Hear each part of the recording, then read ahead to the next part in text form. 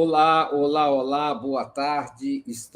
Boa tarde ou boa noite. Estamos começando mais um Forças do Brasil aqui pela TV 247, neste sábado, dia 4 de maio de 2024. E estamos hoje gravando esse programa na sexta-feira à tarde, por conveniência de agenda. Então, são essas as nossas condições do nosso programa hoje. Muito bem-vindos todos e todas. Muito prazer por nos prestigiar, muita honra neste momento. E eu queria dizer que hoje é um Forças do Brasil especial. Hoje nós vamos conversar e já está aqui no nosso estúdio, já está aqui na nossa frente, como vocês estão podendo ver, o Alisson Mascaro, doutor Alisson Mascaro, e eu queria lhe dar as boas-vindas e uma boa... Bom, como esse programa vai ao ar às 18 horas, já uma boa noite neste sábado, Alisson Mascaro. Um prazer recebê-lo, uma honra, um privilégio tê-lo aqui para conversar conosco sobre sociologia do Brasil. Caríssimo Mário Vitor, é uma honra, uma alegria, um prazer estar com você, você que tem uma trajetória tão especial, tão ímpar no jornalismo, nas comunicações. Para mim é uma especial satisfação nesta tarde e noite estar com você, estar com seu público no Forças do Brasil. Que alegria! Legal, ótimo. Vamos lá. A gente tem muito o que conversar e temos pouco tempo para conversar, cobrir tantos temas. O Alisson Mascaro, ele é professor de Direito, é jurista, é um filósofo do direito e advogado, professor da Faculdade de Direito, a sacrossanta Faculdade de Direito do Sacrossanto Largo de São Francisco, é doutor e livre docente em Filosofia e Teoria Geral do Direito pela Universidade de São Paulo.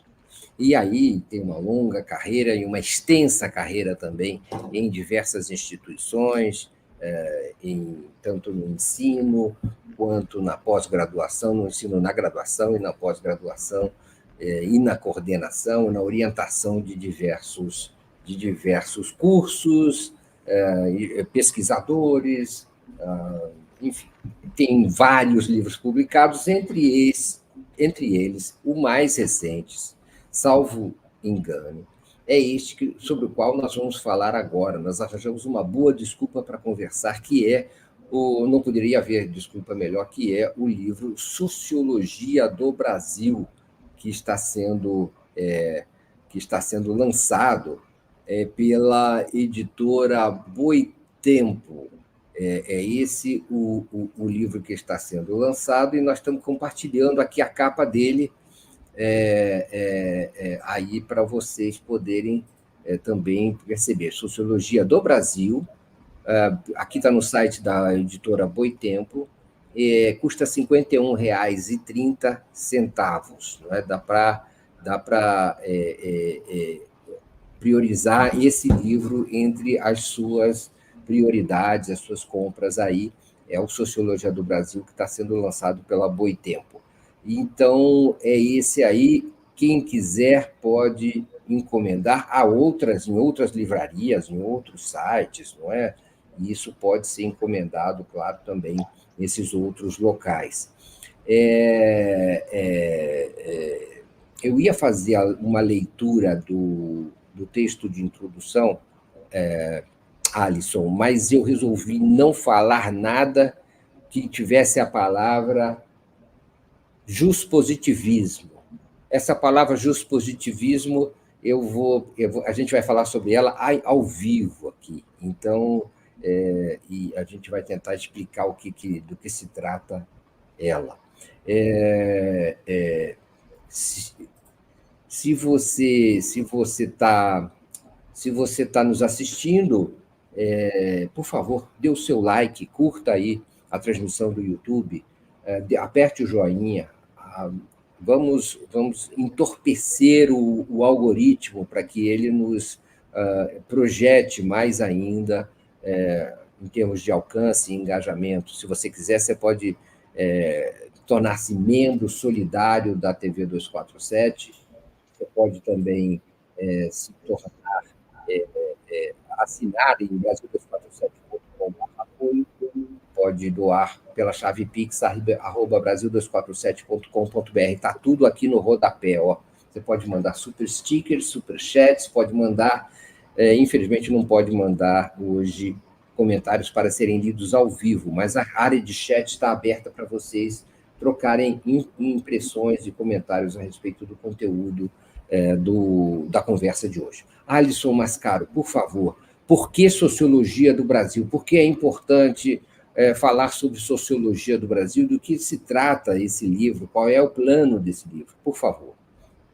Meu caríssimo Mário Vitor, que alegria mais uma vez aqui poder falar a você e falar do livro que está saindo, ele está recém saindo da gráfica e no dia 11 agora de maio, sábado à tarde, haverá o lançamento oficial do livro na livraria Tapera Taperá, na Avenida São Luís, no centro de São Paulo, próximo à Praça da República. Então, quem acompanhar esta entrevista aqui agora, neste sábado, ou por esta semana, antes do dia 11, está convidado e convidada para acompanhar esta sessão de autógrafos, uma conferência minha também, na livraria Tapera Taperá, na Galeria Metrópole, no centro de São Paulo. E já anunciando que no dia 17, no dia 18, daqui 2 semanas, eu farei o primeiro lançamento fora de São Paulo, no Recife. Portanto, o nosso pessoal de Pernambuco, do Nordeste, também já convidado. Depois começa aí uma jornada nacional de lançamentos. Pois bem, eu diria que a reflexão sobre a sociologia do Brasil me vem por 2 razões. A primeira delas é que, em todo o desenvolvimento das minhas ideias, das minhas reflexões, sempre o plano da sociedade foi uma ocupação muito imediata das minhas leituras teóricas, das minhas postulações para compreender a sociedade. Então, é um desdobramento esse livro de outras obras com as quais eu também lidava e tratava da questão da sociedade. Eu tomo a liberdade de lembrar de Sociologia do Direito, que é um livro meu, da editora Gen Atlas, que se ocupa de pensar o direito na sociedade. Mas um outro dado fundamental que também me anima para chegarmos a esse momento com Sociologia do Brasil é o fato de que é fundamental e incontornável pensarmos o Brasil. E quando eu digo deste pensamento social a respeito do Brasil, isso se deve ao fato de que boa parte das nossas teorias, boa parte das nossas leituras não se ocupa diretamente do Brasil. Infelizmente, o nosso país, bem como muitos outros países do mundo, do continente americano, de outras regiões do mundo, ainda tem uma leitura de mundo muito enviesada por aquilo que foi considerado um dia a teoria das metrópoles. Então, o que fazia sucesso na Europa, o que fazia sucesso na França, na Alemanha, na Inglaterra, hoje também nos Estados Unidos, acabou sendo um padrão importado por outras regiões do mundo, de tal modo que, infelizmente, quantas e quantos numa sociedade como a brasileira conhecem mais de pensadores estrangeiros do que propriamente sobre os pensadores do Brasil. Isto é uma lacuna, isto é uma tragédia de uma história colonial de nosso país e da nossa intelectualidade. Então, um aspecto, um horizonte que me moveu a escrever Sociologia do Brasil é, de fato, de ocupar um espaço incontornável a respeito daquilo que é o pensamento sobre nossa realidade. Só que também eu me ocupo de escapar, de nos libertarmos de um outro problema, de um outro vício, que ele é muito recorrente em quem tenta pensar o Brasil a partir dos seus próprios marcos, que seria o vício de uma espécie de incorporação das leituras exóticas que o próprio estrangeiro tem em relação a nós e que nós passamos a olhar com mirada própria nossa a partir também desse olhar estrangeiro. Então, o Brasil, o país do carnaval, o país do futebol, país da alegria, país das pessoas cordiais, isto tanto é um carimbo que o exterior bate no Brasil, quanto é um carimbo que também brasileiros e brasileiras batem em si próprios, imaginando que, de fato, aqui está a especialidade do Brasil, aqui está a originalidade do Brasil. Então, é um país de gente cordial, um país de gente que se dá no nível dos afetos mais do que propriamente da racionalidade contratual. Outros, então, vão louvar, até dentro da sociologia, o fato de que o Brasil é um país mestiço, é um país de uma certa concórdia de raças, pela leitura dessa gente, e então haveria aqui uma especialidade do Brasil. Eu também quero, neste livro, organizar uma plataforma de pensamento para evitar, tanto então agora, dois lados. Um deles é pensar o Brasil a partir de olhar externo, apenas externo, ou pensar o Brasil a partir de um folclore criado e imaginado ou reelaborado dentro do próprio Brasil, mas a respeito de, eu diria, quadrantes ou estruturas gerais que fariam do nosso país uma sociedade pitoresca. Então, seria a sociedade das pessoas cordiais, seria a sociedade de bronze, como alguns sociólogos também disseram, com a mistura de raças e, portanto, tendente a uma certa concórdia, para evitar essa coisa de que o Brasil é o país do tico-tico no fubá, da jabuticaba, da Chiquinha Gonzaga e coisas mais. É preciso pensar cientificamente qual é esta sociedade brasileira. Como se dá essa estrutura? E aí, meu querido Mário Vitor e vocês que me acompanham, nós vamos descobrir, e eu insisto com isso no livro, de que nós temos coisas que são específicas nossas, é a nossa história, é a nossa formação. Basta olharmos para os vizinhos de América Latina, da Argentina até o México, para irmos mais longe. Existe uma miríade de países que se parecem conosco e, ao mesmo tempo, não se parecem a dar de pronto aqui a dimensão da diferença da língua. Fomos, desde 1500, colonizados por Portugal. Tantas outras sociedades foram colonizadas pela Espanha. Quem olha de muito longe, quem olha a partir de uma mirada, eu diria, inglesa, francesa, alemã, poderia dizer tudo mais ou menos a mesma coisa. Povos da América Latina colonizados por dois países da Península Ibérica.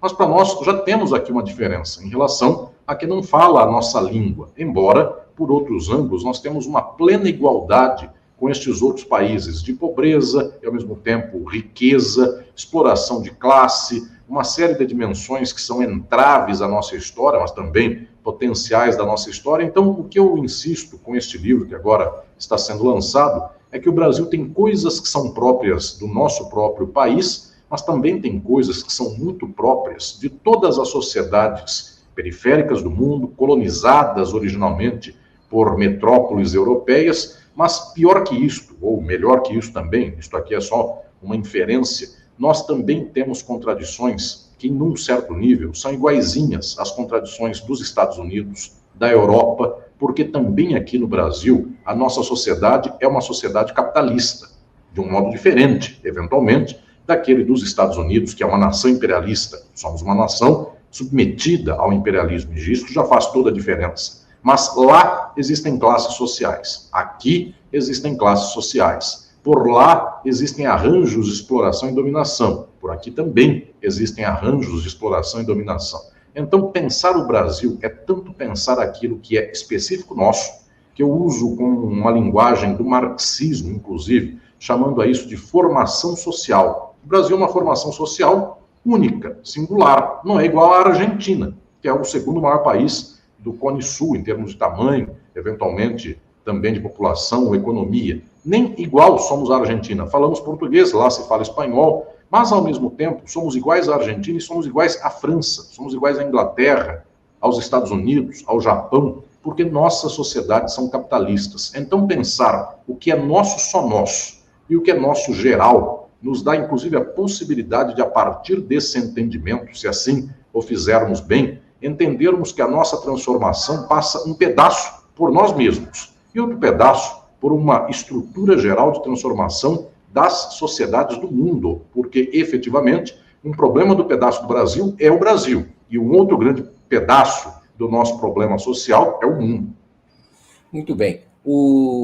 Para você que está nos acompanhando, esse livro, por que esse livro é importante? Ele é importante porque, se você quiser ter acesso a uma organização da interpretação sobre as diversas teorias sobre o Brasil, feitas pelos clássicos e depois desenvolvidas por diversos estudiosos, ao longo dos diversos eventos históricos do século XIX, fim do século XIX e século XX, e século XXI, você terá organizada uma leitura sobre esses eventos a partir desse livro.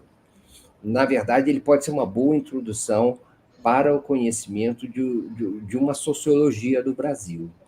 Então, ele é relevante nesse sentido também, não só para trazer os teóricos do Brasil, para também trazer as diversas interpretações do Brasil que são oferecidas pelos grandes clássicos, não é? Das diversas linhas de pensamento. Para falar em linhas de pensamento, você destaca 3 linhas de pensamento. Então, eu queria que você... E essas 3 linhas de pensamento organizam o livro. Elas são, vamos dizer assim, a linha condutora dessa caminhada, pelo esse labirinto do que é o Brasil. Então, gente, é uma oportunidade conhecer o Brasil através dessa condução realizada pelo Alisson Mascaro. Quais são essas 3 linhas, professor? Mário Vitor, eu escrevi este livro organizando exatamente 3 linhas de explicação sobre o Brasil, porque eu sempre percebi nos alunos, alunas, pesquisadores, leitoras e leitores de modo geral, que quando alguém quisesse compreender melhor a sociedade brasileira, ele ou ela tinha um acaso de chegar à sua frente um livro, então, ou ir a uma biblioteca, e por lá havia uma miríade, e há uma miríade de livros e autores e autoras tratando a respeito do Brasil. Então, alguém pega, por um acaso, um livro, e por lá existe uma explicação sobre o Brasil. E se, por um acaso, pega um outro livro, essa pessoa olha um livro com o outro e diz, essa explicação é mais ou menos igual a outra, essa aqui difere da outra, por causa disso e daquilo.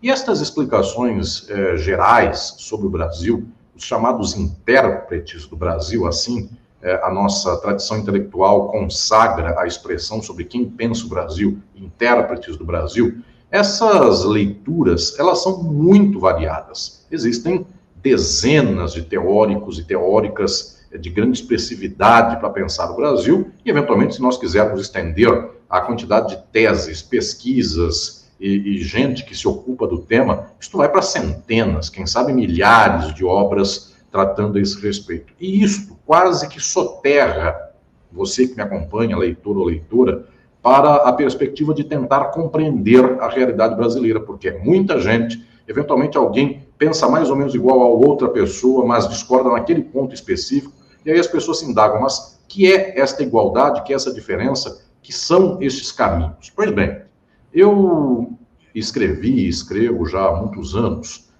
uma postulação que desenvolvi 20 anos atrás, de que o pensamento geral sobre a sociedade contemporânea, desde o século XIX até o século XXI, portanto, esses 200 e poucos anos de sociedade contemporânea, no Brasil e no mundo, todas as formações, todas as modulações, todos os modos de pensar, a sociologia, a filosofia, as teorias das ciências humanas, de modo geral, sempre são um de 3 caminhos. Esta minha postulação hoje é muito utilizada, muita gente repercute essa minha leitura, que é uma proposta que eu faço de organização sistemática sobre os pensamentos da atualidade, desde o século XIX até hoje. Eu proponho que o pensamento contemporâneo sempre é um de 3 caminhos. Então, a pessoa que está aqui me acompanhando, você que me acompanha, você que leu um livro, você que ouviu alguém pensar sobre alguma questão da sociedade no Brasil e no mundo, via de regra, este pensamento ele se encaixa em um de 3 horizontes. Estes horizontes, é claro, dentro deles, existem autoras e autores que variam algumas questões entre si. Quando eu vou falar, daqui a pouco falarei que um desses horizontes é o liberal. É muito raro encontrar 2 liberais iguais, porque um dá mais ênfase para uma questão, o outro dá mais ênfase para outra questão, como também é muito raro encontrar 2 marxistas iguais, porque alguém ressalta mais um ponto, alguém ressalta mais outro. Se eu der uma afastada, se eu der um passo para trás, sem olhar tanto a pequena diferença entre o autor tal e qual, se eu olhar um quadro geral, eu perceberei que há um liberal aqui, outro liberal lá, outro liberal lá. Então eu poderia dizer que eles todos, elas todas, compõem um caminho geral que se pode chamar de liberalismo. Eles são, esses liberais, diferentes dos marxistas, que embora tenham diferenças entre si, a lembrar, porque até para quem não conhece o marxismo, existem pérolas cultivadas entre os marxistas, que alguns tomam como piada, outros tomam até como motivo de briga e discussão, mas quem já não ouviu falar de divergências interpretativas entre trotskistas e stalinistas? Então, por muito tempo da história, isso foi causa, inclusive, de flagelos, perseguições, brigas, dissensões. Mas se eu tomar um passo para trás, eu olharei para este debate e direi: essa gente parte do pressuposto de que existe um modo de produção que é capitalista, um tem uma estratégia de superação disso, outro tem outra, mas eles estão postulando superações do modo de produção, diferente do liberal. O liberal olha o sistema, o modo de produção, e diz: esse sistema é correto, eu preciso aperfeiçoá-lo, mas não transformá-lo. Então, dando um passo para trás, olhando do alto da montanha, eu proponho, e não olhando cada árvore em específico, eu proponho que haja 3 caminhos do pensamento contemporâneo. O primeiro desses caminhos é o caminho liberal. Para quem é do direito, existe um palavrão, o Mário Vitor falou dele agora há pouco aqui, que é o equivalente a falar liberal, só que no ângulo dos juristas, este palavrão é juspositivismo. Juspositivismo quer dizer quem olha a sociedade tomando por métrica o direito posto pelo Estado, ou seja, o respeito às instituições. É preciso defender a ordem, as instituições, as leis postas. Juspositivismo é jus de direito, positivo quer dizer posto, imposto. Então é preciso defender o direito posto, o Estado, a ordem, os tribunais. Essa é uma leitura liberal. Resumindo para termos não jurídicos, para termos da economia, da ciência política, da sociologia de modo geral, é o horizonte de mundo liberal. A ordem é esta ordem é capitalista, ela é desejável, nós precisamos apenas aperfeiçoá-la, melhorá-la. Então eu diria que o bloco mais comum de leitura de mundo, em qualquer sociedade, desde o século XIX até hoje, é esse bloco liberal. Não é uma exclusividade do Brasil. Nos Estados Unidos, as universidades são majoritariamente liberais. Na Europa também, o pensamento intelectual é assim. Claro, existe uma experiência do liberalismo estadunidense que não é a mesma do liberalismo francês, inglês, italiano, espanhol, português, alemão, etc., e também não é a mesma do liberalismo brasileiro. No entanto, são leituras de mundo que se organizam por defender a sociedade como está. Não quer dizer que se defenda totalmente sem nenhum ponto de correção. Muitos liberais querem fazer uma crítica pontual a estas circunstâncias de agora. Por exemplo, os neoliberais, de que nós tanto escutamos, eles dizem: a sociedade é esta, capitalista tem que ser assim, mas é preciso acelerar as privatizações. Eles têm algo a propor. Este algo, via de regra, é uma postulação que ofende, inclusive, a qualquer pessoa de pensamento crítico, mas é uma postulação de que eles querem reformar a sociedade, que eles querem transformar um certo pedacinho da sociedade para manter o fundamental, para manter o estrutural. Então, no livro de Sociologia do Brasil, que é este aqui, eu quero propor que a leitura mais tradicional, que é feita desde o século XIX, quando nem havia sociologia ainda, mas já havia pessoas interpretando o Brasil, já havia teóricos que, com as ferramentas que tinham na mão, queriam interpretar a realidade nacional. A leitura mais tradicional é esta do liberalismo. Então, os liberais tentam imaginar que a sociedade brasileira ela é capitalista, ela deve se afirmar de modo capitalista e as instituições devem ser respeitadas. Defesa da propriedade privada, não pode haver ocupação de terra, não pode haver greve que abale a estrutura da empresa, deve-se respeitar a segurança dos contratos. Todo esse conjunto de mantras é muito típico dos liberais. E então eu vou explicando no livro para todas aquelas e aqueles que eventualmente vêm uma biblioteca de explicações sobre o Brasil e ficam impressionados por perguntar: é muita gente, o que essa gente está pensando? Eu digo que um grande caminho dessa gente sempre está no pressuposto de que o Brasil deve aperfeiçoar a sua ordem, as suas instituições. O Estado deve ser reformado para que não haja corruptos dentro do Estado. Observemos nós como coisas do tipo Operação Lava Jato, soam como um ouro para o ouvido dessa gente liberal que diz: o Estado não pode ter corruptos, o Estado tem que ser imparcial, o Estado não pode atentar ao interesse das pessoas, a lei está acima de tudo. Quantas coisas mais são discursos que existem agora no século XXI, mas que, se nós remontarmos, eles perpassaram o século XX inteiro. Lembremos nós de Carlos Lacerda, UDN, essa visão de mundo. Eu posso até dizer que Carlos Lacerda não era um sociólogo, não era um grande intérprete do Brasil, e tampouco um deputado da UDN, um líder político da UDN fosse um teórico do Brasil. Mas nós, como também a Lava Jato, não produziu nenhum teórico, enfim, em específico, dado que quase que produziu, era composta a Lava Jato de pessoas analfabetas, como bem sabemos por aí, pessoas que falam conge e coisas parecidas. Pois bem, o Mário Vitor disse alguém um dia aí da Lava Jato, Edith Piaf, que deve ser uma menina do Paraná, mas ele queria falar da cantora francesa, enfim, mas deve ser uma Edith Piaf, uma piazinha Edith. Então as pessoas têm dificuldade por ter um repertório intelectual. Mas quando expressam uma forma de pensamento, essa gente, via de regra, essa gente da Lava Jato, essa gente da UDN, essa gente do passado, expressa uma postulação de mundo liberal. A ordem é essa, o Estado é esse, deve-se respeitar o contrato. Portanto, ligas camponesas, MST, MTST, gente que toma propriedade dos outros, toda essa gente deve ser abominada, porque aqui o que importa é a defesa da ordem liberal.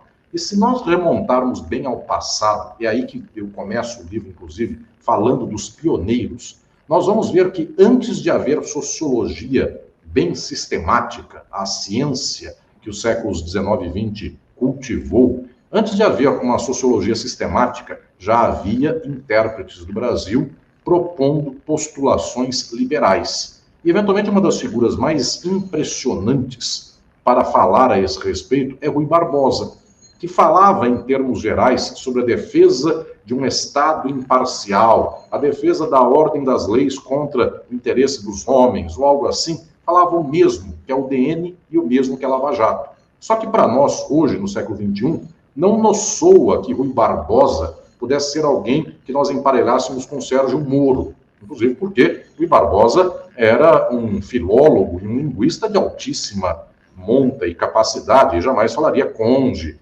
Massachusetts e quaisquer coisas desse nível, de Piá e qualquer coisa assim. Então, nós não soa como sendo plausível fazer uma linha desse modo, mas incrivelmente é.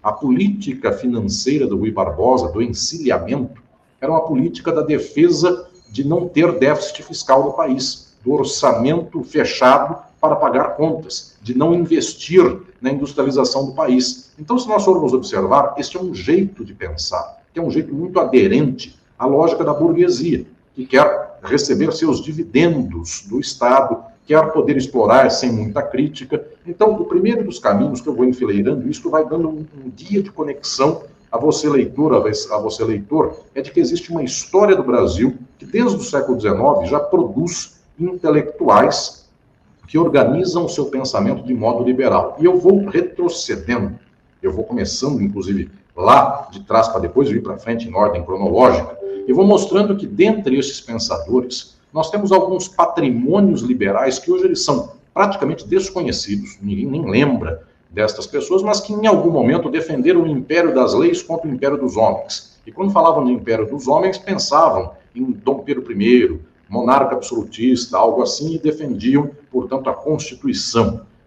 Desde o século XIX, nós temos pessoas com as quais eu começo o livro, inclusive, então, a você que vai ler o livro, vai começar com essa gente, liberais como o próprio Frei Caneca, em Pernambuco, do século XIX, na Confederação do Equador, que propugnava uma ordem liberal de mundo contra a monarquia absolutista de Pedro I. Portanto, havia um horizonte liberal já marcando a independência do Brasil em alguns dos seus setores, como aquele do Nordeste de Pernambuco. E também tivemos aqui em São Paulo uma figura ímpar dos liberais, que foi o padre Diogo Antônio Feijó, o primeiro líder político do Brasil que foi votado para ser governante do Brasil de modo nacional, quando Dom Pedro I abdicou e foi para Portugal, deixou o trono para Pedro II, seu filho que tinha 4 anos. enquanto este menino não se tornava adulto, foram regentes a governar o Brasil, e a primeira vez que o Brasil votou de norte a sul para escolher o seu governante foi quando escolheu o regente.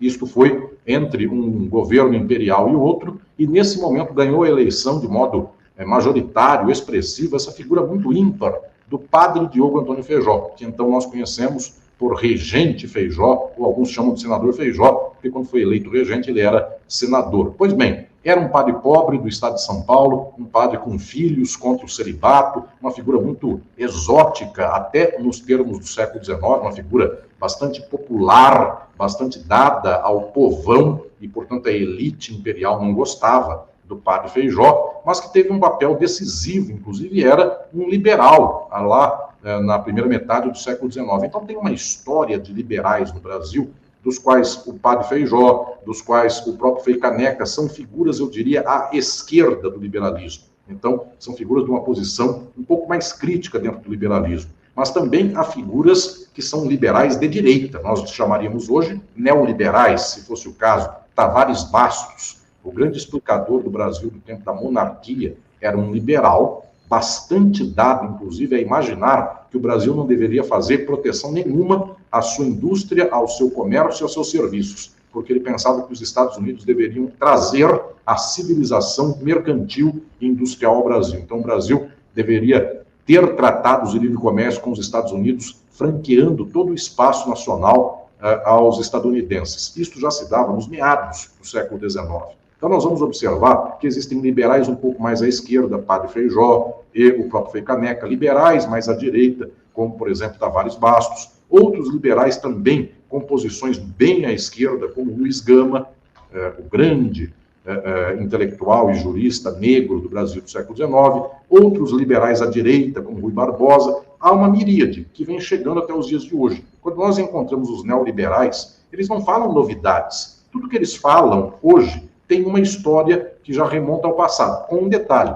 boa parte desses neoliberais nem sabe que existiu Tavares Bastos, nem se sente descendente do Tavares Bastos. Eles descobrem as interpretações do Brasil porque, via de regra, são as que saem no jornal. É essa que a televisão majoritária do Brasil passa por aí. Então, esse é um caminho liberal. Se me permite, meu querido Mário Vitor, eu quero também já falar dos outros dois caminhos que organizam a leitura do Brasil. Eu busco aqui ensinar e estabelecer um sistema didático de que existem 3 grandes interpretações do Brasil. A segunda das interpretações é aquela das leituras de mundo não liberais. E olhem que eu chamo essa leitura pelo negativo, porque liberal é aquele ou aquela que pensam que o Brasil deve se organizar pelo capitalismo, deve se organizar conforme leis que são as mesmas na Europa, as mesmas nos Estados Unidos, livre comércio, respeito à propriedade, deve haver um governo imparcial das leis acima dos homens, como se dizia no antigo jargão desses liberais. Esse horizonte de mundo é definido por uma positividade. As pessoas são liberais. O segundo caminho eu defino pelo negativo. É gente que não é liberal. Mas é gente que também não é marxista, porque o marxismo é o terceiro caminho, daqui a pouco eu falo dele. Eu quero falar aqui desta gente que não é nem liberal, tampouco é marxista. Então eu abro uma gaveta no meio entre o liberal e o marxista para falar que existem muitos pensadores que têm posições peculiares e que nós não podemos chamá-las de liberais, mas também eles não são marxistas. Esses pensadores, cada qual tem um modo de pensar. Eles são juntados aqui, unidos pelo negativo, não são nenhum nem outro. Então é uma espécie de vale-a-couto, onde cabe muita teoria, muita gente muito dispar uma com a outra. Mas o que eles têm em comum? Um louvor à coesão social ímpar que tem o Brasil. Não por causa da lei. Quem é liberal defende que o Brasil tenha leis iguais às leis dos Estados Unidos. Então o Brasil deveria ser um país igualzinho aos Estados Unidos. E o que falta a nós é chegar ao modelo estadunidense, que é a Operação Lava Jato. Ela imagina isso. Falta ao Brasil um sistema de regulação dos contratos e das empresas como o dos Estados Unidos. Vamos torná-lo igual à Europa. Esta outra leitura não liberal não pensa assim. Essa outra leitura é uma leitura mais conservadora, mais reacionária, muitas vezes. Detalhe, até com gente que não é conservadora e não é reacionária, tem posição progressista, mas parte também de um pressuposto não liberal. O que essa gente diz? Diz assim, o Brasil não é igual aos Estados Unidos. O O Brasil não é igual à Europa. E muitos desses, os mais reacionários, dizem o Brasil sequer é igual à América de colonização espanhola. Muitos propugnam isso, inclusive. O Brasil é um caso ímpar no mundo.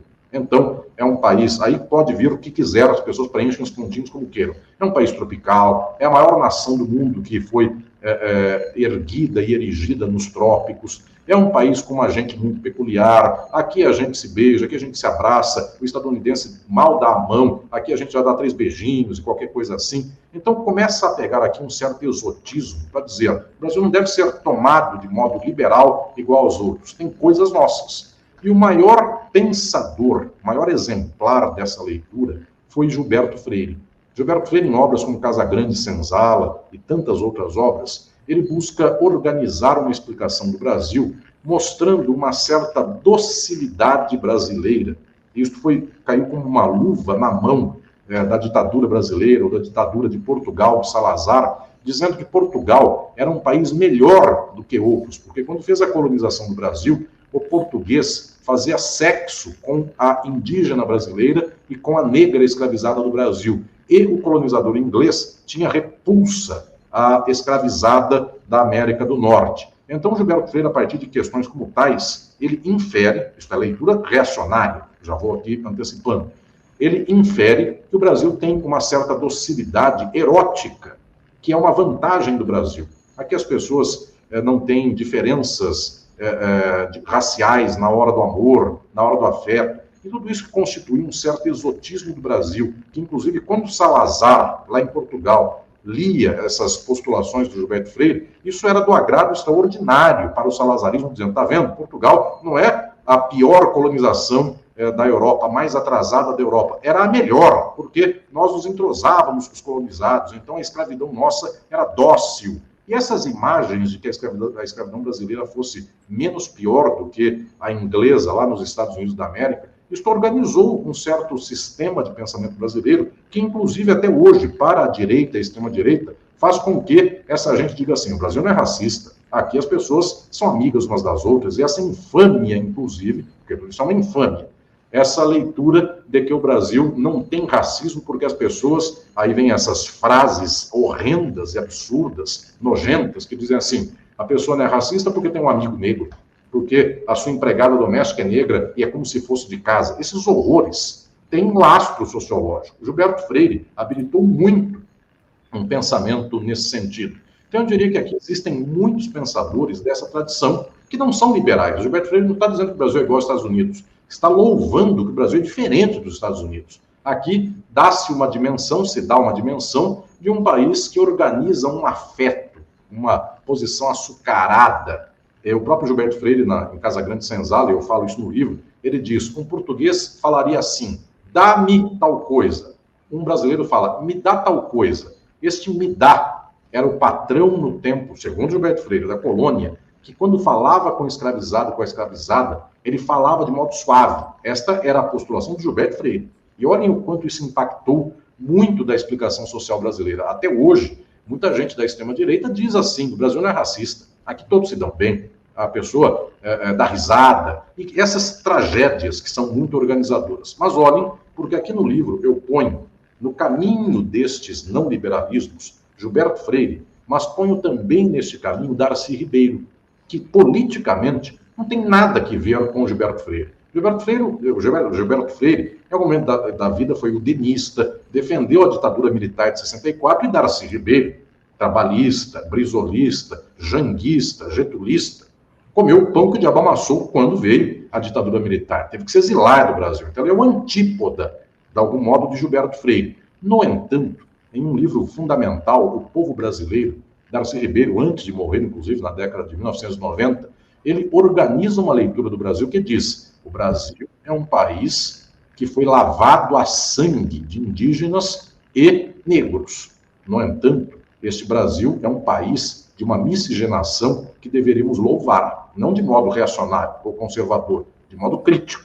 Darcy Ribeiro tenta fundar uma plataforma transformadora a partir desses mesmos fatos que Gilberto Freire via colocando açúcar, dizendo que eram bonitos. O próprio Darcy Ribeiro vai dizer, é um moinho de moer gentes, mas a nossa gente, hoje, é uma gente mestiça, é uma gente de bronze, e, portanto, um agente que poderia ter um vínculo nacional. Ele é um nacionalista, trabalhista, brisolista, varguista. Este vínculo nacional deveria ser um motivo a partir do qual o Brasil fosse uma nova Roma, melhor do que a Roma lá de 2000 anos. Era uma postulação de esquerda, não é marxista, mas é uma postulação que olha que o Brasil tem uma diferença, olha para o fato proposto por ele, de que o Brasil tem uma diferença que outros países não têm. Tem algo que é tipicamente brasileiro. Este é o segundo caminho, não é igual dos liberais. E ao terceiro caminho, este é o maior, este é o melhor deles, é o caminho das leituras sociológicas críticas do marxismo.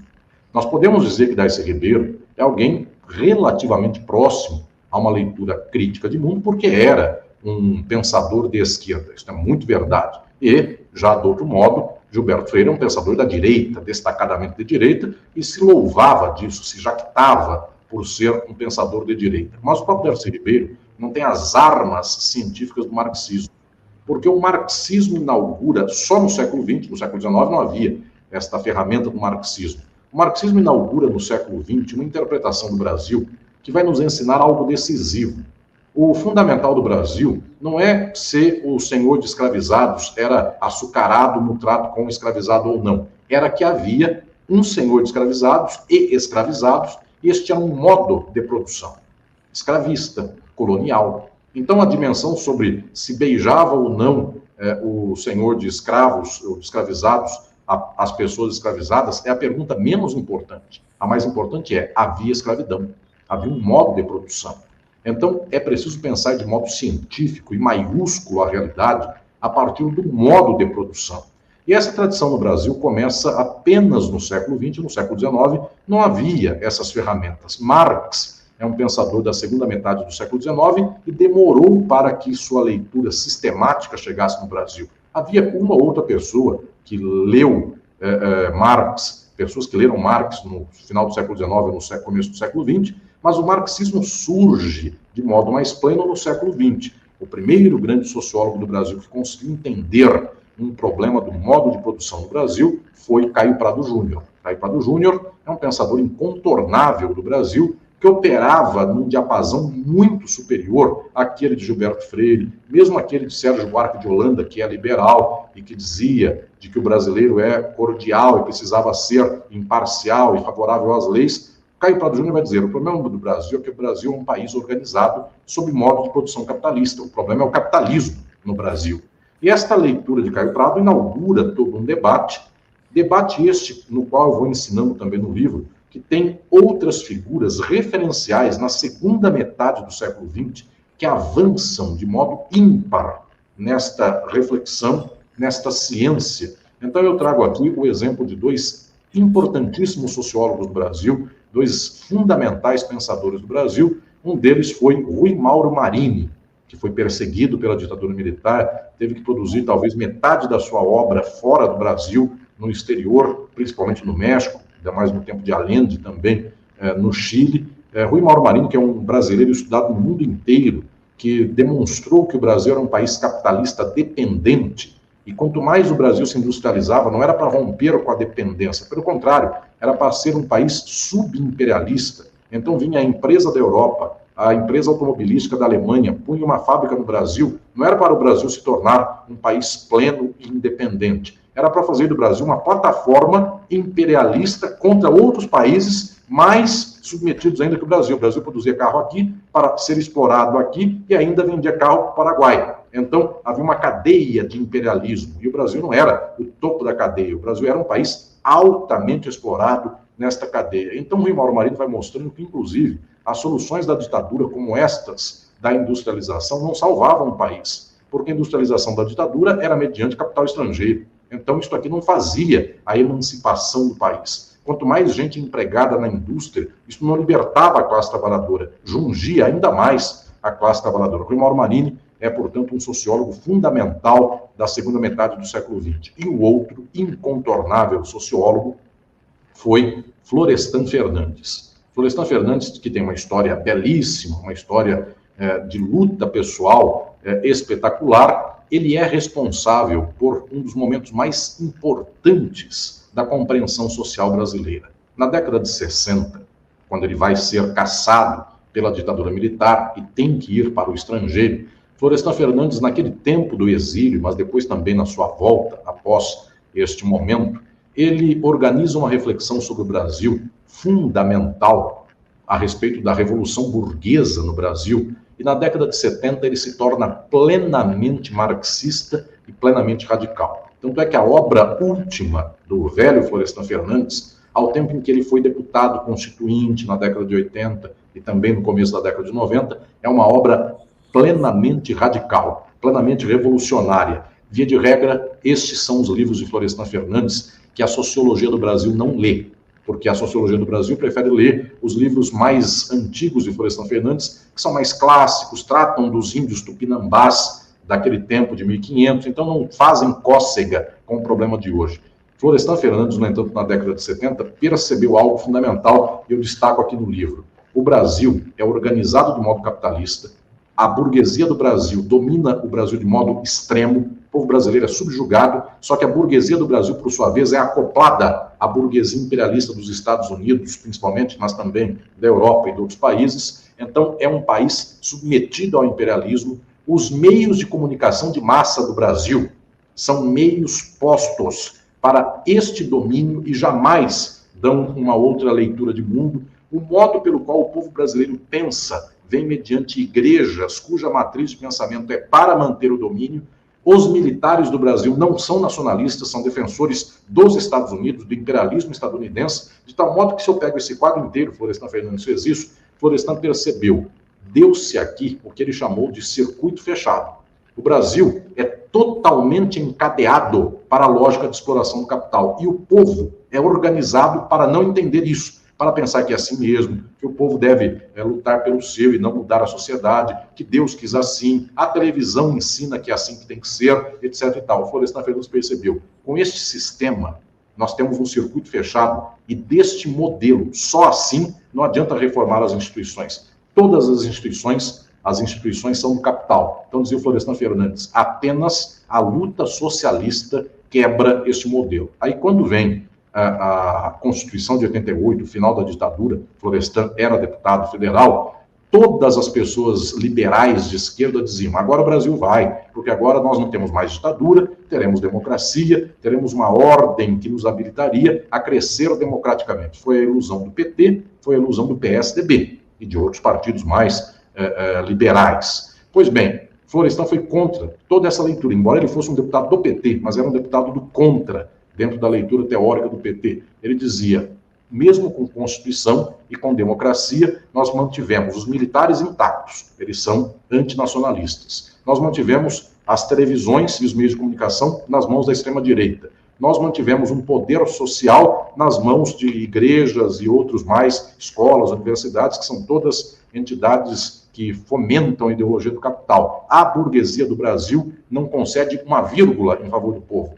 A burguesia do Brasil é submetida à burguesia dos Estados Unidos. Prefere viajar para Miami do que qualquer outro lugar. Conhece mais Miami do que propriamente São Paulo. Então, o que nós vamos dizer, o que Florestan vai dizer, é que nós não saímos desse quadro. Ele já anunciava, o Brasil, por mais que tente arranhar para ver se quebra essa casca com a democracia não é suficiente para fazer o Brasil sair do lugar. É preciso socialismo. E, dito e feito, nós tivemos aí décadas de experiência democrática e o Brasil, o que conseguiu sair do lugar, vem um golpe em 2016, volta tudo para trás. E agora, se o Lula consegue 2 ou 3 coisinhas, nada garante que daqui a um pouco não se quebrem essas 2 ou 3 coisinhas. Então, essas leituras críticas são fundamentais. E no livro, eu lembro de Caio Prado, lembro de Mauro Marini, lembro de Florestan Fernandes, mas também lembro de uma miríade de outras pensadoras e pensadores fundamentais que avançaram nessa leitura crítica. Então, eu lembro de Ciro Flammarion Cardoso, Jacó Gorender, que mostraram que o Brasil é um país muito peculiar, porque ele não foi como um país da Europa que saiu do feudalismo e chegou no capitalismo.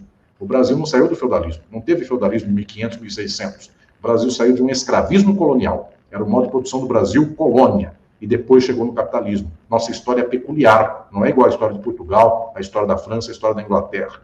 Mas também, dado isto, é preciso pensar a natureza das próprias relações raciais do Brasil. E aqui eu trago Beatriz Nascimento, Lélia Gonzalez, esta autora fundamental para pensar a sociologia do Brasil de modo crítico e marxista, e também Clóvis Moura. o grande pensador negro do marxismo do Brasil e que se ocupou de pensar as questões raciais. E vou desenvolvendo essa leitura crítica até chegar a pensadores muito contemporâneos do final do século XX, início do século XXI, como Décio Sais, um grande intérprete do Brasil. Então, eu vou fazendo aqui todo o encaminhamento das leituras críticas, de tal modo que a leitura e o leitor, quando se depararem com um livro, eles vão entender que existem eixos, que existem horizontes. Alguém vai dizer, eu gostaria de pensar de modo marxista, crítico, radical. Quais são os autores e autoras? Quais são os temas que eles trazem, as abordagens que eles trazem? Alguém vai dizer, eu gostaria de aprofundar mais o tema da história da formação do Brasil. Ciro Flamanio Cardoso, Jacob Gorender. Gostaria de aprofundar mais as questões raciais, questões de gênero. Clóvis Moura, Lélia Gonzalez, gostaria de perceber mais por que o Brasil hoje não sai do lugar, mesmo com o governo de esquerda, mesmo com a Constituição Federal, mesmo com o STF, e ele não sai do lugar. Florestan Fernandes, Décio Sais, outros mais. Então eu vou colocando aqui um contexto de autoras e autores para habilitar a nossa leitura, o nosso leitor, a avançar nesses grandes caminhos sobre o Brasil. Muito bem. Nessa parte final, depois desse levantamento exaustivo do conteúdo, da interpretação proposta pelo livro, essa organização do pensamento sobre o Brasil, que o livro se encarrega, eu queria lhe perguntar o seguinte: o livro chega aos acontecimentos do tempo atual. E ele trata, nessas perspectivas, de enquadrar não é, a redemocratização de 1984-85, também a Constituição de 88, enfim, o período, digamos, democrático, depois o golpe de 2016, e a retomada, de certa forma, impressionante, da liberdade do presidente Lula, vitória contra um governo fascista, com o apoio, aparentemente, de uma parcela do STF, que, digamos, deu uma pirueta e resolveu voltar atrás naquilo que havia conduzido ao golpe de 2016, incrivelmente. Às vezes eu fico perguntando, assim, lendo o seu livro, se você considera que a Constituição de 88 foi positiva ou negativa, porque se ela foi positiva, ela trouxe, de certa maneira, certas conquistas, ou ela trouxe uma espécie de princípio das conquistas, e, ao mesmo tempo, ela parece ser uma Constituição que é uma Constituição enganadora, que ela é uma espécie de barra de contenção, dique de contenção das verdadeiras transformações necessárias ao Brasil. A mesma coisa me parece em relação ao papel do Lula e do petismo no Brasil. Parece que, ao mesmo tempo, são positivos, mas também são aqueles agentes que, digamos, de certa maneira, barram as transformações mais profundas necessárias e acabam sendo, digamos, partícipes de uma ordem que não avança. Afinal de contas, a Constituição de 88, os governos petistas, a reeleição do presidente Lula, é boa ou ruim, avança ou não, e, da mesma maneira, algumas instituições jurídicas, não é? Do direito, da justiça, como o Supremo Tribunal Federal, nessa, digamos assim, nesse trapézio que a gente testemunha no Brasil, de uma maneira talvez inédita no mundo, única no mundo, em termos da amplitude das mudanças. Mário Vitor, eu, agora publicando o Sociologia do Brasil, um dos meus livros anteriores, que também é da Boitempo Editorial, é Crise e Golpe. Crise e Golpe eu o escrevi ao tempo em que Temer estava no apogeu do golpe e Bolsonaro estava ganhando a eleição, né, em 2018. Então, eu, naquele momento, postulei uma interpretação muito divergente da interpretação tradicional das esquerdas do Brasil. E Sociologia do Brasil avança naquela interpretação e mostra como é que isso se dá na sociabilidade brasileira. Eu disse em Crise e Golpe que 1988 teve um impacto no Brasil. É claro, nós tínhamos uma Constituição de 67, 69, e que teve, inclusive, atos institucionais emendando este farrapo de Constituição ditatorial. E a Constituição de 88 é uma Constituição democrática. Eu falei aqui do velho Florestan Fernandes, que foi um deputado constituinte, como vários e várias outras, que tiveram uma qualidade muito grande, embora eles fossem amplamente minoritários. No entanto, tinham lá uma tentativa de enviesamento para ver se a Constituição ficava um pouquinho mais progressista. Então, óbvio que a Constituição é melhor do que o AI-5, isso é inegável. Bem como, óbvio que o governo do presidente Lula é melhor, muito melhor do que o governo anterior, e mesmo o anterior do anterior, que deu o golpe, porque a comparação nem é permitida nesse caso. Enfim, é comparar qualquer coisa com um horror. Então, a dimensão aqui é outra. Esse aí é o Crise e Golpe, Mário Vitor. Exatamente esse é o livro que antecede a reflexão sobre o Brasil, deste livro aqui, que é o Sociologia do Brasil. E em Crise e Golpe, eu postulo uma teoria, uma interpretação muito peculiar. Em que Crise e Golpe eu digo que 88 existiu a Constituição, a democratização, que vem de 84, 85. No entanto, esses marcos, eles têm menos importância do que 1964. 88 não venceu, nem passou a limpo 64. A minha tese é uma tese muito contundente. Eu tenho junto comigo o velho Florestan Fernandes, pai, inclusive, do nosso Florestan Fernandes Júnior, aqui da TV 247, e tenho comigo o Rui Mauro Marini, tantas outras teóricas e tantos outros teóricos, enfim, lembro de Décio Sais, mas tanta gente mais. Eu proponho de modo muito direto e incisivo que o que marca o Brasil até hoje é 64, porque a estrutura militar do Brasil não foi arranhada em 88.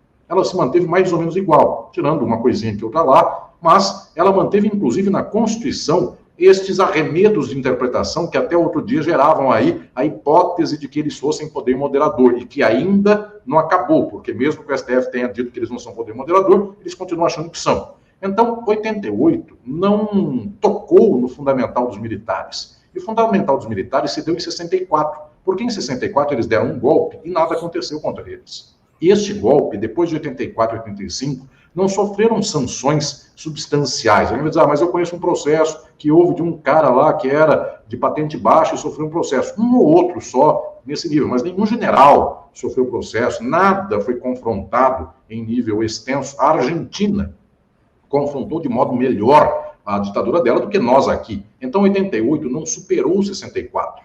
88 é menor do que 64. A ditadura é a mesma nos termos dos militares. Perseverou por depois de 88 e a gente só foi perceber isto de modo patente em 2016 para frente, quando percebeu-se que o quadro era igual ao de 64. As mesmas idiosincrasias, a mesma turma do Silvio Frota, a mesma ideia de que eles prendem e arrebentam e qualquer coisa dessa, tentativas obtusas de golpe aqui, golpe ali, Rio Centro, derrubada de torre de energia elétrica. São esses estratagemas, eu diria, de baixo nível, e claro, infames, porque morrem pessoas com esses estratagemas, e que vão destruindo um país. Se nós observarmos, Mário Vitor querido, 64 organizou o poder comunicacional do Brasil nas mãos da Globo e das adjacências.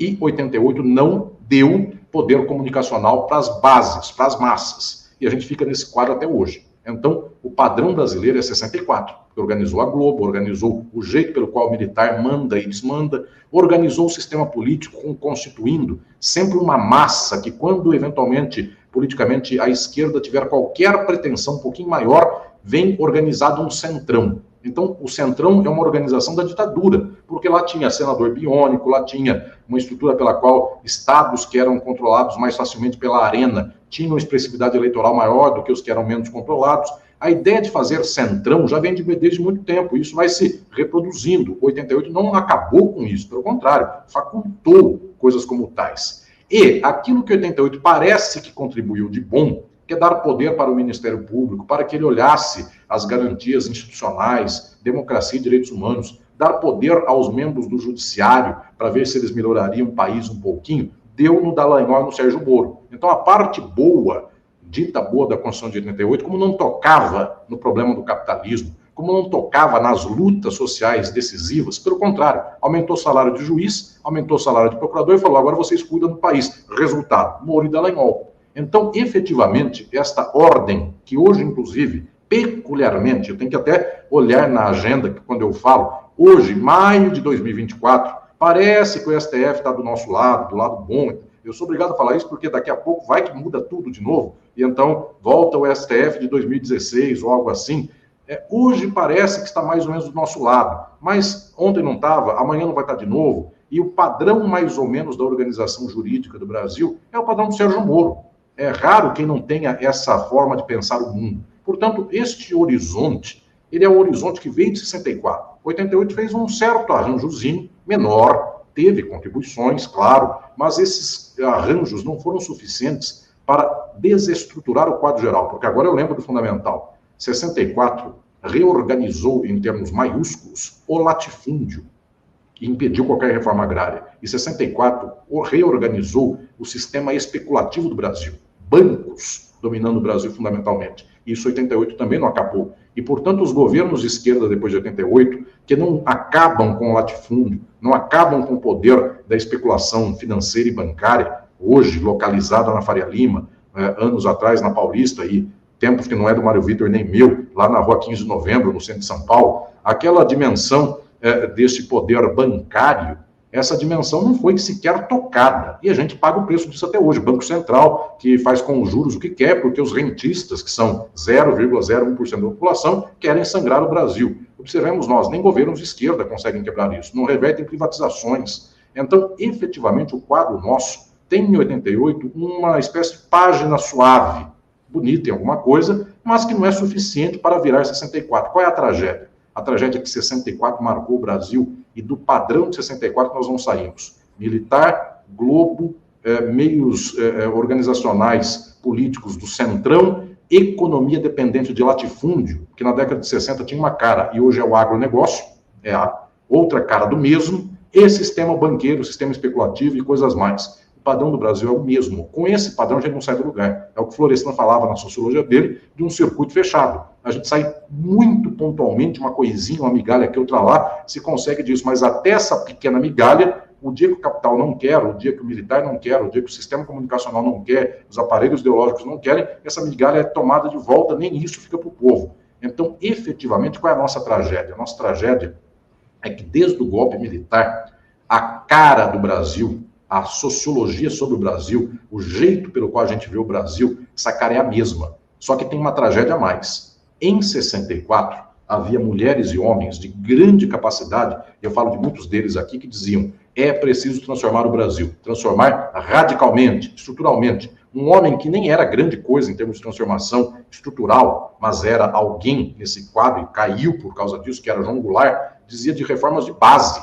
E hoje a gente está pensando em migalha do cotidiano para ver se aumenta 1 ponto do salário mínimo. Enfim, e não pensa como pensava o João Goulart em dobrar o salário mínimo no mês que vem. Quando ele pensou isso, ele caiu 10 dias depois. Então, nós observamos que, inclusive, a nossa pauta ficou minúscula e nós não conseguimos mais lutar contra o capitalismo, exatamente porque nos faltam meios para isso, porque o pensamento social brasileiro passou nas últimas décadas, desde a ditadura, por uma tal avalanche que, quando a ditadura acabou, os que restaram e as que restaram no nível do pensamento intelectual brasileiro são liberais, defendem o padrão dos Estados Unidos, acham que progressismo é imitar aqui o Partido Democrata dos Estados Unidos. Então é fazer mais ou menos como faz o Biden. O Biden não é o Trump, o Biden não é uma pessoa, eu diria que cospe no chão, não sei se o Trump faria isso, mas se não faria, tem tudo para fazer, enfim, algo nesse sentido. O que eu estou dizendo é que não é uma pessoa desse nível. Eventualmente, o Biden come com talheres, mas as guerras que vão pelo mundo, as tragédias que vão pelo mundo, as explorações do mundo são iguais, tanto para o Trump quanto para o Biden.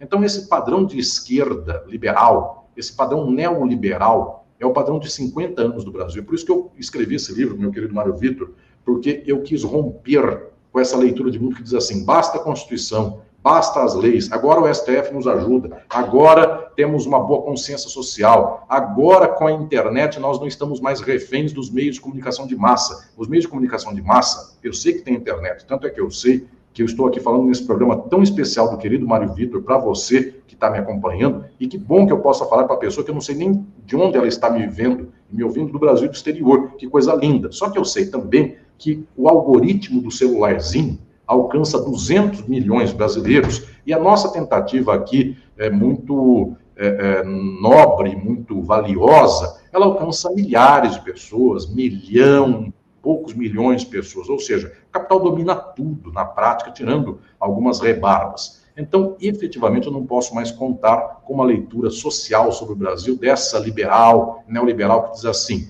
basta termos respeito às normas, às instituições, basta darmos poder para os procuradores e juízes, que agora o Brasil vai para frente. Deu na Lava Jato. Exatamente, deu poder para a gente que se sente aqui, uma classe econômica abastada, dizendo qualquer coisa que a esquerda fizer, eu vou perseguir. Esta posição que é de extrema direita. Quem observar a média da ideologia da Lava Jato, é uma média ideológica de extrema direita. Tanto é que esses procuradores e juízes, quando vão para a política, vão diretamente para partidos de extrema direita, posições de extrema direita. Não posso contar com isso. É preciso, mais uma vez, investir a nossa gente de uma ciência crítica e radical para observarmos que a nossa transformação social deve ser estrutural. Enquanto nós não pautarmos fim dos latifúndios, reforma agrária, fim do domínio do sistema financeiro, a retomada de empresas privatizadas, nacionalizações, e enquanto não cultivarmos mobilização ideológica das massas, a gente vai estar sempre nessa história do voo de galinha. Melhora um pouco aqui, vem um golpezinho amanhã, depois tenta melhorar um pouquinho lá, e vem um outro golpe de novo. E nessa história a gente vai vivendo neste voo baixinho e nesta queda também constante. No entanto, eu penso que a possibilidade de refletir cientificamente, teoricamente, sociologicamente, de modo avançado, é entendermos exatamente qual é o problema. Eu sei que ao entendermos exatamente o problema, nós vamos perceber que a transformação social exige de nós uma cirurgia complexa na sociedade. Mas enquanto não fizermos isto, nós somos reféns de uma sociedade que há 100 anos, 150 anos, é refém do capitalismo e por 400 foi refém do escravismo. Então, é com muita esperança que eu escrevo esse livro, meu querido Mário Vitor, e entrego para você, leitor e leitor, porque saber é o passo fundamental para transformar. Isso, toda a sua fala, essa última fala, nós já chegamos ao final e vamos encerrar o programa agora, mas ela demanda uma discussão mais pormenorizada, caso a caso, em detalhes, e como se pode interpretar diversos episódios. Então, eu queria dizer o seguinte, e também como se pode arguir, propor uma transformação radical, crítica, nos tempos atuais. Então, eu queria lhe convidar para voltar aqui ao Forças do Brasil, num futuro muito próximo, para que nós exploremos essas possibilidades a partir do Sociologia do Brasil, de Alisson Mascaro. Alisson, muito boa noite, muito obrigado por ter vindo ao nosso programa, e foi uma honra, foi fantástico, alegria imensa, e vamos nos reencontrar para continuar essa conversa logo, tá bom? Obrigado, querido Mário Vitor. Honra, alegria, satisfação toda minha. Quero poder, de novo, aproveitar aqui a ocasião, convidar você que está me vendo, me acompanhando, lançamento em São Paulo, 11 de maio agora de 2024, às 3 da tarde, Livraria Tapera, Galeria Metrópole, perto do Metrô República, aqui no centro de São Paulo. Depois, no Recife, dias 17 e 18 de maio, e depois uma caravana nacional. Quem, por um acaso, estiver vendo essa entrevista depois disso, Mário Vitor, é só mandar mensagem para o Mário Vitor e para a TV 247, onde eu encontro o professor Ares para pedir autógrafo. No meio da rua, a gente senta na sarjeta e eu faço um autógrafo para você depois do dia 11. Mas quem puder, 11, na Taperá, será uma alegria vê-las e vê-los. E Mário Vitor, querido, obrigado por esse espaço tão privilegiado que é pensar aqui o Brasil nesse seu programa de entrevistas, que é o Forças do Brasil. Obrigado, boa noite, acabou, tchau.